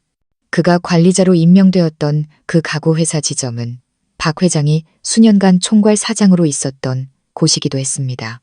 건물은 그대로였지만 간판은 다른 이름으로 바뀌어 있었습니다. 저는 엘리베이터 근처에 서 있는 청소 아주머니께 물었습니다. 아주머니, 혹시 예전에 여기 사장님이셨던 박 회장님 아직 근무하시나요? 아주머니는 고개를 저었습니다. 그 양반 그만둔 지 오래됐어요. 작년에 무슨 불미스러운 일에 연루돼서 내부 조사를 받다가 그대로 물러났다고 하더라고. 흔적도 없이 사라졌지. 저는 고개를 끄덕이며 감사 인사를 했지만 등골이 오싹해지는 것을 느꼈습니다. 내부에 불미스러운 일이라니 민준에게서는 한 번도 들어본 적 없는 이야기였습니다. 만약 그가 정말 이수진의 배우라면 모든 것은 제가 생각했던 것보다 훨씬 더 복잡할 수 있었습니다. 저는 건물을 나와 근처 카페에 들러 민준이 이혼 서류에 서명한 날부터 기록해온 수첩을 꺼냈습니다. 관계도를 그려보았습니다. 민준은 별다른 절차 없이 관리자로 승진했다. 그의 연인 이수진은 민준이 결혼 생활에 위기를 겪던 바로 그 시점에 나타나 접근했다. 박 회장은 두 사람을 연결해준 인물이었고 수진의 페이스북에서 지금은 삭제된 오래된 사진 속에서 두 사람이 다정하게 찍은 모습을 본 적이 있었다. 질문은 이것이었습니다. 왜 하필 나였을까? 그날 밤 하윤이가 잠든 후 저는 처음부터 저를 도와주었던 수진의 옛 룸메이트 민영에게 메시지를 보냈습니다. 혹시 수진이가 저나 민준 씨와 관련해서 그 가짜 임신 말고 다른 이야기를 한 적이 있나요? 5분도 채 되지 않아 민영에게서 답장이 왔습니다. 언니, 잠시만요. 깜빡하고 안 드린 게 있어요. 그리고 새로운 녹음 파일이 전송되었습니다. 파일을 열자 수진의 차갑고 또렷한 목소리가 흘러나왔습니다. 그놈 와이프는 진짜 멍청해. 얼굴은 반반한데 완전 순종적인 스타일이야. 그래서 박 회장님이 시나리오를 짜서 그녀의 반응을 한번 보자고 한 거야. 만약 계속 참으면 좋은 거고 만약 미쳐 날뛰면 민준이가 이혼하고 다음 단계로 넘어갈 명분이 생기는 거지. 저는 그 자리에 얼어붙었습니다. 그 말은 차가운 칼날이 되어 제 가슴을 꿰뚫었습니다. 시나리오, 내 반응을 시험했다고. 다른 사람들의 게임 속에서 나는 하나의 도구에 불과했던 겁니다. 저는 민준을 작은 카페로 불러냈습니다. 7년 전 그가 제게 프러포즈했던 바로 그 장소였습니다. 그때 저는 갓 대학을 졸업한 사회 초년생이었고 그는 막 승진한 신입사원이었습니다. 제가 도착했을 때 민준은 이미 긴장된 얼굴로 저를 기다리고 있었습니다. 저는 테이블 위에 휴대폰을 올려놓고 녹음 파일을 재생했습니다. 계속 참으면 좋은 거고 만약 미쳐 날뛰면 이라는 대목이 흘러나오자 민준의 얼굴은 새하얗게 질렸습니다. 그는 조각상처럼 꼼짝도 하지 않았습니다. 알고 있었죠? 제가 물었습니다. 민준은 대답하지 않았습니다. 알고 있었던 거 맞죠? 이번에는 그가 고개를 끄덕였습니다. 죄를 인정하는 듯한 몸짓이었습니다. 언제부터 알고 있었어요? 민준이 목맨 소리로 말했습니다. 작년에 회사가 무너지기 시작했을 때부터 박 회장님에 대한 소문을 들었어. 그가 몇몇 여자들을 미끼로 써서 측근 직원들의 충성심을 시험한다는 얘기였어. 시험을 통과하면 자리를 지키고 실패하면 스스로 무너지는 거지. 저는 헛웃음을 쳤습니다. 그리고 당신은 무너지는 쪽을 선택했군요. 일이 이렇게까지 커질 줄은 몰랐어. 처음에는 그냥 시험이라고 생각했는데 내가 마음이 약했어. 하지만 네가 모든 걸 알게 될 줄은 정말 몰랐어. 저는 할 말을 잃었습니다. 그렇다면 내 결혼 생활, 내가 억지로 버텨온 그 세월, 남편의 모욕 때문에 아기를 안고 울었던 그 밤들이 전부 하나의 실험이었다는 말인가. 저는 깊이 숨을 들이마시며 분노를 억눌렀습니다. 결국 당신은 나라는 사람 자체를 사랑한 게 아니었군요. 그저 시험대에 올라 체스 게임을 하도록 허락받았을 뿐이고 나는 그저 체스 말에 불과했던 거네요. 민주는 얼굴을 감싸쥐었습니다. 처음으로 그가 우는 것을 보았습니다. 미안해. 정말 미안해. 저는 씁쓸하게 웃었습니다. 내가 모든 걸 알아냈기 때문에 미안한 건가요? 아니면 정말로 미안함을 느끼기 때문에 미안한 건가요? 둘 다야. 하지만 내 말이 맞아. 너는 더 이상 내 사과가 필요 없어. 그저 네가 잘 사는 것만으로도 충분해. 저는 한때 내 남편이었던 남자를 바라보았습니다. 더 이상 분노도 연민도 느껴지지 않았습니다. 그저 끝없는 공허함만이 남았을 뿐이었습니다. 저는 자리에서 일어나 떠나기 전 마지막 말을 남겼습니다. 이 판을 시작한 건 당신일지 몰라도 이 판을 뒤엎는 건 내가 될 거예요. 만약 이수진을 다시 만난다면 뺨이라도 한 대 때려줄 것이라고 생각했습니다. 하지만 그 순간이 실제로 닥쳤을 때 저는 이상할 정도로 차분했습니다. 화요일 오후 낯선 번호로 메시지를 받았습니다.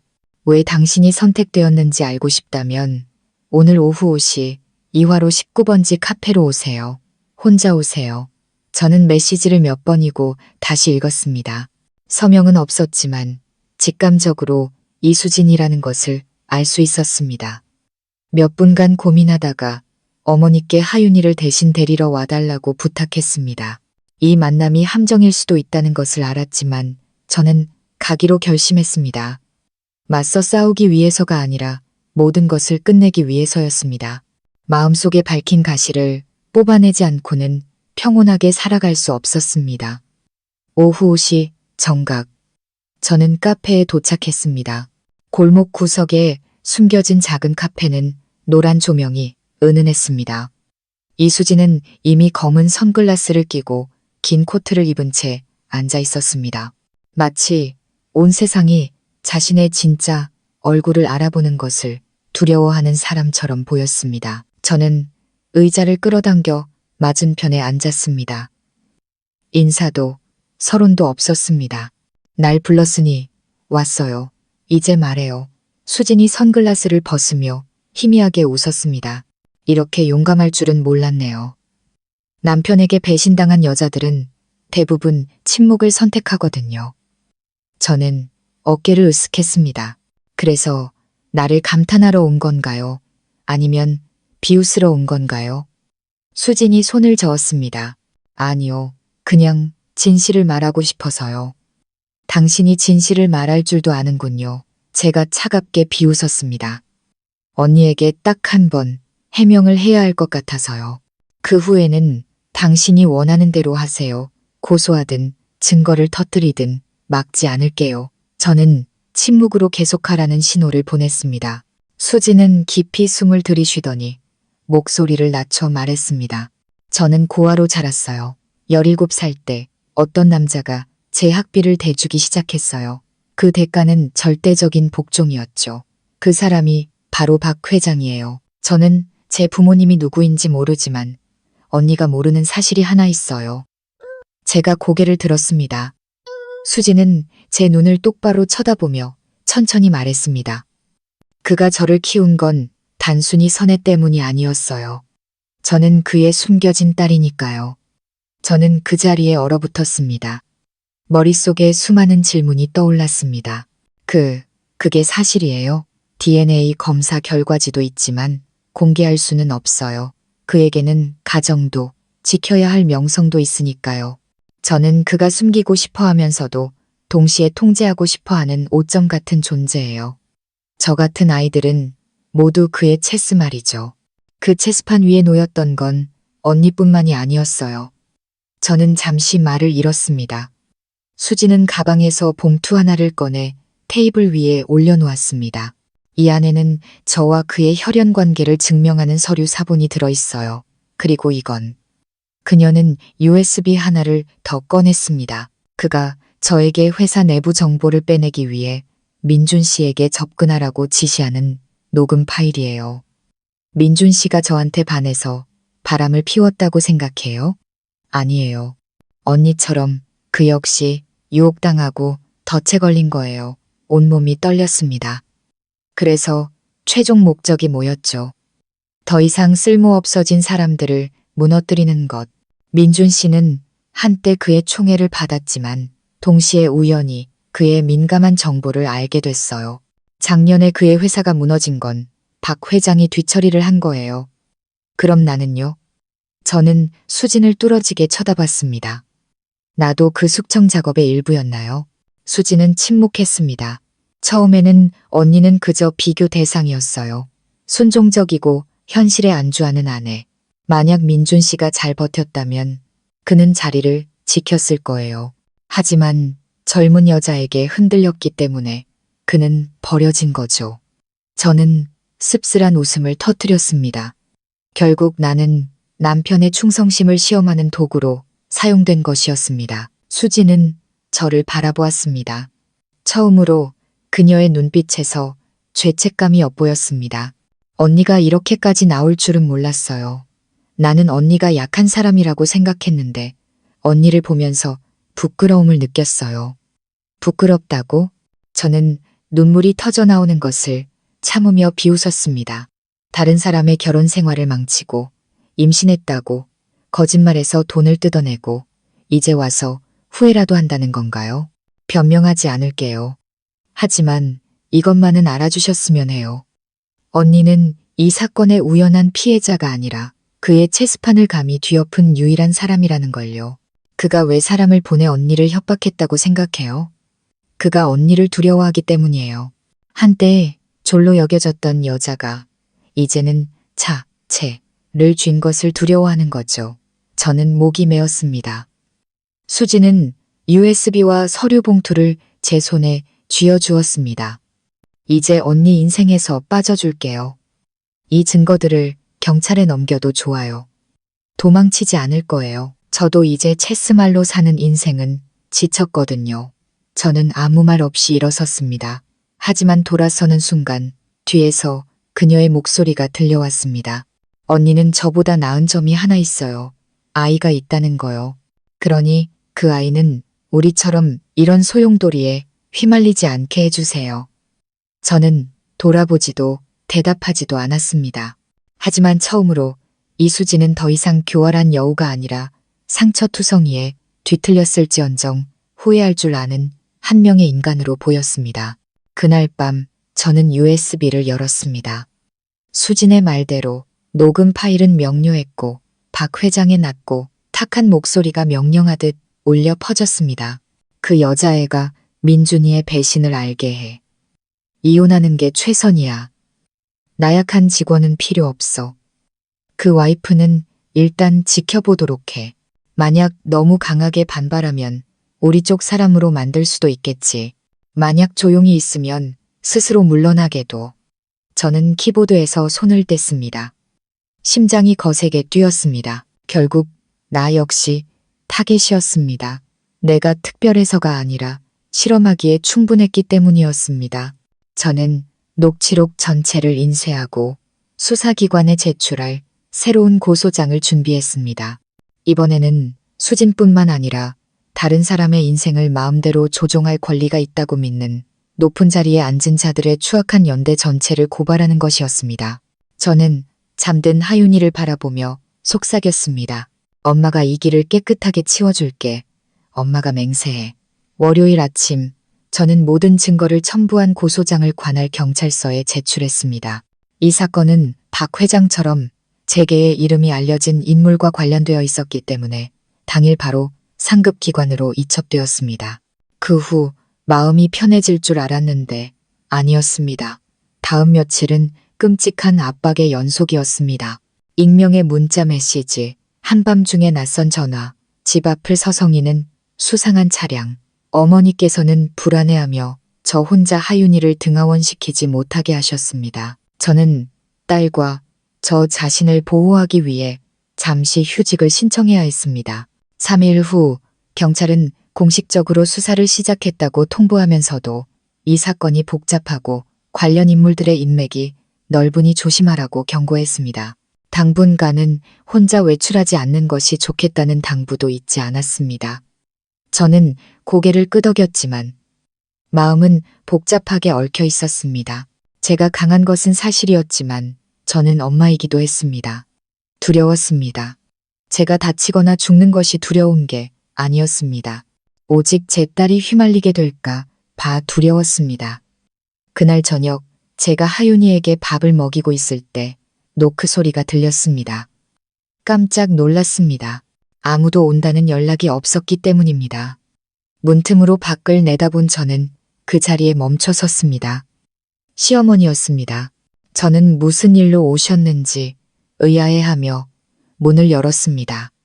그녀는 저를 바라보았습니다. 그 눈빛은 예전과는 완전히 달랐습니다. 더 이상 경멸이나 냉대가 아닌 진심 어린 걱정이 담겨 있었습니다. 얘야, 잠시 들어가도 되겠니? 저는 고개를 끄덕였습니다. 하윤이가 외쳤습니다. 할머니.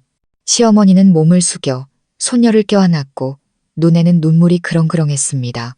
저는 그녀를 자리에 앉히고 물을 따라드린 후 단도직입적으로 물었습니다. 어머니, 무슨 일이세요? 그녀는 잠시 침묵하더니 가방에서 두툼한 봉투를 꺼내 테이블 위에 올려놓았습니다. 이게 내가 가진 전부다. 네가 얼마나 알고 있는지는 모르겠지만 더 이상은 침묵할 수가 없구나. 저는 미간을 찌푸렸습니다. 무슨 말씀이세요? 박 회장에 관한 얘기다. 제 심장이 멎는 듯 했습니다. 그녀가 이야기를 시작했습니다. 목소리는 쉬어 있었지만 또렷했습니다. 옛날에 내가 그 사람 밑에서 비서로 일했었다. 민준이가 어렸을 때지. 나는 그가 그렇게 악랄한 사람인 줄은 몰랐다. 그는 돈도 권력도 있었고 특히 깨끗한 이미지를 만드는데 아주 능했지. 하지만 내가 그만둔 후에 그가 수많은 어두운 일을 저질렀다는 걸 알게 됐다. 고발하려고 했지만 그랬다가는 민준이가 직장을 잃을 거라는 걸 알았다. 그때 우리 집은 빚더미에 앉아 있었고 그래서 나는 침묵할 수밖에 없었다. 저는 할 말을 잃었습니다. 그럼 어머니는 그가 제 결혼 생활을 덫으로 이용했다는 걸 알고 계셨어요? 그건 몰랐다. 하지만 이틀 전에 어떤 사람들이 날 찾아왔어. 양복을 입은 남자였는데 만약 내가 옛 며느리에게 고소를 취하하라고 설득하지 않으면 누군가 갑작스러운 사고를 당하게 될 거라고 적힌 쪽지를 남기고 갔어. 저는 손을 꽉 쥐었습니다. 어머니, 다치신 곳은 없으세요? 없다. 하지만 내가 계속 침묵한다면 내 손녀도 내 마지막 남은 명예도 모두 잃게 될 거라는 걸 알았다. 저는 목이 메었습니다. 처음으로 저는 그녀가 시어머니가 아닌 진짜 엄마처럼 약하고 떨리는 모습을 보았습니다.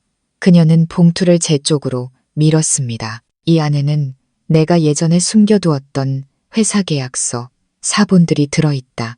만약 경찰이 이걸 손에 넣으면 박 회장에 대한 수사를 확대할 수 있는 단서가 될 거다. 저는 떨리는 손으로 봉투를 받았습니다.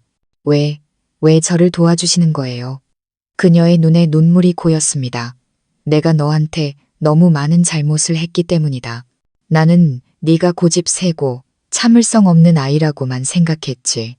하지만 이제 보니 네가 바로 올바르게 살아가는 사람이었어.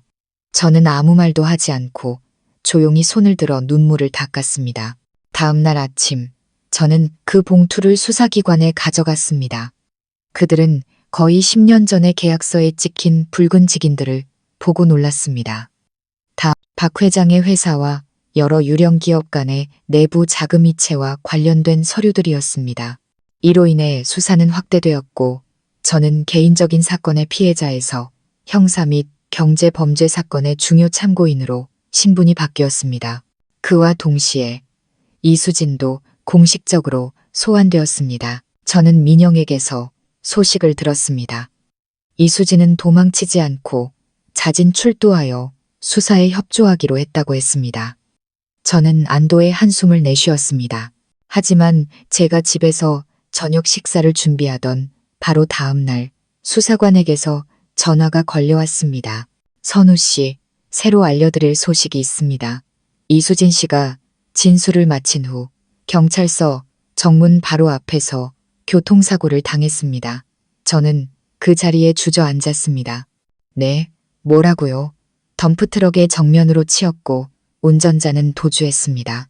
현재 위독한 상태로 응급실에 있습니다. 저는 가슴을 부여잡았습니다. 세상이 빙빙 도는 것 같았습니다. 이 체스 게임은 아직 끝나지 않았고 다음 차례는 바로 나일 수도 있다는 것을 직감했습니다. 수사관으로부터 이수진이 사고를 당했다는 소식을 들은 후 저는 넋이 나간 사람 같았습니다. 그녀는 저 외에 박 회장의 가면을 벗길 수 있는 유일한 증인이었습니다. 만약 수진이 깨어나지 못한다면 저는 이 싸움에서 완전히 혼자가 될 것이었습니다. 그날 밤 저는 감히 잠들지 못했습니다. 저는 하윤이를 안고 소파에 앉아 있었습니다. 심장은 전쟁터의 북소리처럼 울렸고 머릿속에서는 왜 그가 그렇게까지 무자비한 짓을 저질렀을까? 라는 질문이 계속 맴돌았습니다.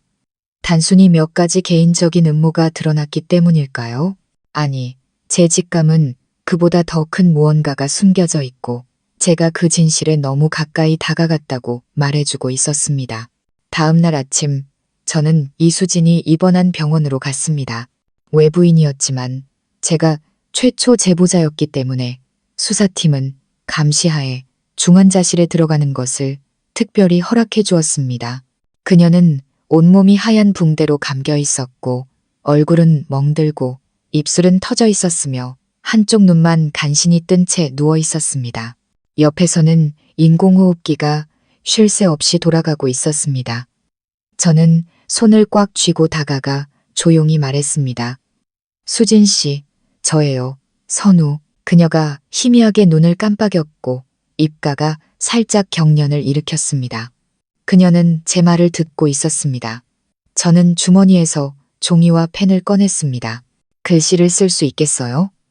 수지는 네라는 대답 대신 눈을 2번 깜빡였습니다. 저는 침대 옆 테이블에 종이를 놓고 그녀의 손에 펜을 쥐어주었습니다.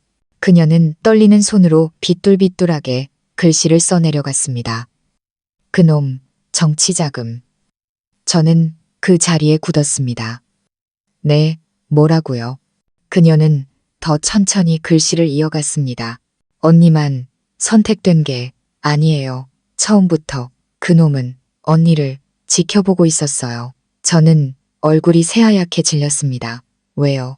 수지는 거친 숨을 몰아쉬며 마지막 한 줄을 썼습니다. 그놈은 언니, 엄마를 알아요. 저는 의자에 주저앉았습니다. 온몸이 차갑게 식었습니다. 우리 엄마를. 수지는 가볍게 고개를 끄덕였고 멍든 눈가에서 눈물이 흘러내렸습니다. 그리고 그녀의 손에서 힘이 빠지며 펜이 바닥으로 굴러떨어졌습니다. 의사들이 달려들어왔고 저는 밖으로 밀려났습니다. 수지는 깊은 혼수 상태에 빠졌습니다. 저는 마치 누군가에게 절벽 아래로 떠밀린 사람처럼 복도에 주저앉았습니다. 수진이 쓴 한마디 한마디가 천둥처럼 머릿속을 울렸습니다. 그놈은 언니 엄마를 알아요. 언니만 선택된 게 아니에요. 저는 서둘러 어머니께 전화를 걸었습니다. 어머니의 목소리는 평온했습니다. 무슨 일이니? 엄마, 혹시 박 회장이라는 사람 아세요? 전화기 저편에서 침묵이 흘렀습니다. 잠시 후 어머니는 가볍게 한숨을 쉬셨습니다. 그걸 어떻게 알았니? 저는 할 말을 잃었습니다. 제가 항상 온화한 가정주부라고만 생각했던 어머니가 이 사건과 관련이 있었습니다. 엄마, 전부 다 말씀해 주세요. 저 더는 못 견디겠어요. 너무 거대한 덫에 걸렸어요. 제 결혼, 제 인생 전체가 조종당했어요. 엄마가 이 체스판에서 어떤 존재였는지 알고 싶어요. 어머니께서 흐느끼셨습니다. 그때 엄마는 겨우 20살이었고 가구 회사에서 비서로 일했단다. 그는 상급 파트너였지. 그가 엄마에게 관심을 보였지만 나는 받아주지 않았어. 그리고 아빠와 결혼하면서 직장을 옮겼지. 몇 년 후에 그가 결혼했다는 소식을 들었고 모든 게 끝났다고 생각했어. 네가 태어나기 전까지는. 저는 숨이 막히는 것 같았습니다. 엄마, 설마. 아니, 그건 아니야. 하지만 한 번은 네가 유치원에 다닐 때 그가 근처에 나타난 걸 봤어. 그때 그의 눈빛은 낯선 사람의 눈빛이 아니었어. 그 후에는요. 무서워서 널 다른 유치원으로 옮기고 모든 연락을 끊었어. 하지만 그는 계속 우리를 지켜보고 있었던 것 같아. 네가 대학에 갈 때 네가 받았던 그 의문의 장학금, 나는 항상 그 배후에 그가 있다고 의심했어. 제 심장이 산산조각 나는 것 같았습니다. 과거의 모든 조각들이 맞춰지기 시작했습니다. 그럼 제가 그의 딸은 아니죠. 절대 아니야. 너는 아빠의 친딸이야. 하지만 그는 엄마를 통제하고 싶었기 때문에 너를 계속 따라다녔을 거야. 그리고 네가 그의 예쁘하였던 민준이와 결혼했을 때 모든 것이 계획되기 시작한 거지. 저는 입술을 깨물었습니다. 결국 제가 선택된 것은 특별해서가 아니었습니다. 어머니 시대에 원한 이루어지지 못한 감정 때문에 저는 감시당했던 겁니다. 한 권력 있는 남자가 사랑하는 여자에게 거절당하자 그 딸을 통해 다른 방식으로 복수하려 했던 것입니다. 수십 년에 걸친 소름 끼치는 복수극이었습니다. 그날 오후 경찰은 이수진이 아직 깨어나지 못했지만 혼수 상태에 빠지기 전 나는 그의 딸이다. 나는 다른 사람들을 조종하는 도구로 사용되었고 선우라는 여자는 그가 오래전부터 노려온 목표물이다라는 내용의 음성 유언을 남겼다고 발표했습니다. 저는 더 이상 두렵지 않았습니다. 그저 아팠습니다. 어른들의 게임 속에서 단지 어머니가 권력 있는 남자를 거절했다는 이유만으로 제가 먹잇감이 되었다는 사실이 고통스러웠습니다. 하지만 바로 그 이유 때문에 저는 더욱더 일어서야만 했습니다. 저는 어머니의 손을 잡고 말했습니다. 엄마, 엄마를 원망하지 않아요. 하지만 그들이 저에게 그랬던 것처럼 제 딸에게는 누구도 손대지 못하게 할 거예요. 어머니께서 눈물을 글썽이셨습니다. 내가 잘못했다. 하지만 이제는 너와 함께 할게. 내가 증인으로 나설게. 저는 고개를 끄덕였습니다. 이제 저는 더 이상 혼자가 아니었습니다. 저를 증오했던 시어머니는 제 편으로 돌아섰고 과거를 숨겼던 친어머니는 저와 함께 빛 속으로 걸어 나오기로 했습니다.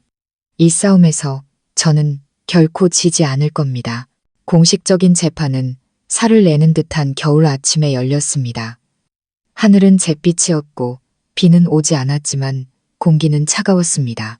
저는 갈색 롱코트를 입고 머리를 단정하게 묶은 채 친어머니와 시어머니 그리고 전남편인 민준과 함께 법원 앞에 섰습니다.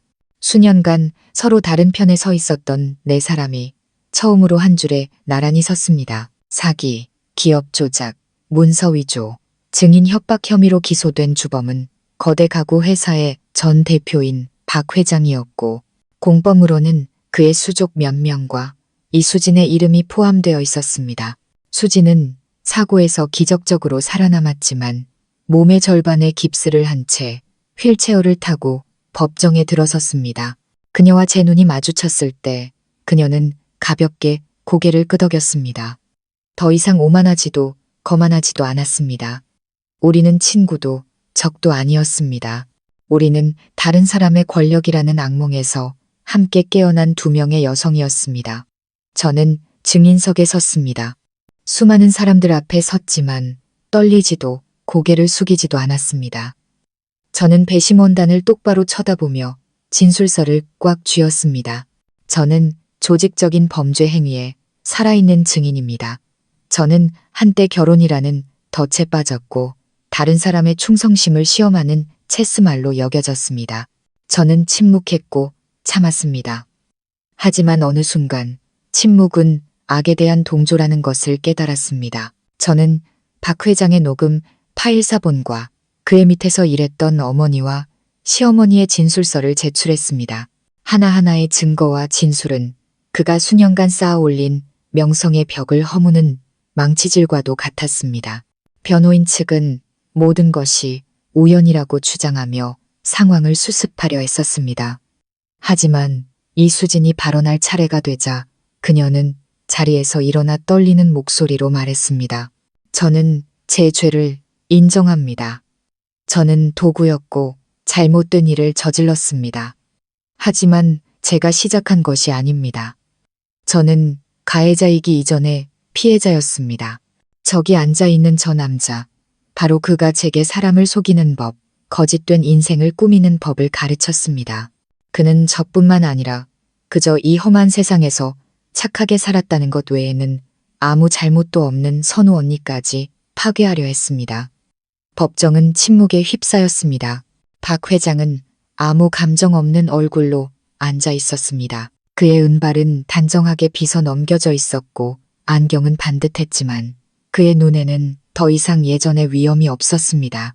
제가 잘못 보지 않았다면 그의 눈빛은 패배를 인정하지 못하는 패자의 눈빛이었습니다. 재판이 끝나고 판사가 선고했습니다. 박 회장은 사기, 협박, 직권남용, 개인적 이익을 위한 기업 조작, 다수의 개인에게 심각한 정신적 피해를 입힌 죄로 징역 12년을 선고받았습니다. 이수진은 수사에 협조하고 증거를 제공했으며 성실히 자백한 점이 참작되어 징역 3년에 집행유예를 선고받았습니다. 저는 박수를 치지도 울지도 않았습니다. 그저 어머니와 시어머니 그리고 민준을 돌아보며 조용히 말했습니다. 이제 끝났어요. 3개월 후 저는 다시 직장으로 돌아갔고 매일 아침 하윤이를 유치원에 데려다 주었습니다. 삶은 평범하게 돌아왔습니다. 더 이상 의심의 눈초리도 감시하는 사람도 밤이 내릴 때마다 찾아오던 두려움도 없었습니다. 민주는 매주 하윤이를 보러 왔습니다. 우리는 다시 합치지도 서로를 원망하지도 않았습니다. 이제 저와 그 사이에는 하윤이라는 연결고리 하나만이 남았고 그것으로 충분했습니다. 이수진은 집행유예를 선고받은 후 도시를 떠나기로 결정했습니다. 떠나기 전 그녀는 제게 짧은 쪽지를 남겼습니다. 저는 제 잘못을 안고 살아가겠지만 적어도 비겁함은 안고 가지 않을 거예요. 제게 제대로 살 기회를 한 번 더 주셔서 감사해요. 시어머니께서는 자주 손녀를 보러 오셨습니다. 과일을 사오시고 맛있는 음식을 해주시며 이야기를 들려주셨습니다. 어느 날 그녀는 저를 보며 웃으시더니 조용히 말씀하셨습니다. 너는 정말 내가 가질 자격이 없었던 며느리였구나. 저는 그녀의 손을 잡았습니다. 이제 우리는 그냥 하윤이의 엄마와 할머니예요. 그것만으로도 충분해요.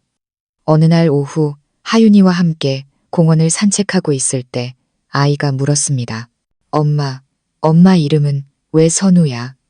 저는 웃으며 대답했습니다. 할아버지 할머니께서 엄마가 착하고 선하게 살기를 바라셔서 지어주신 이름이야.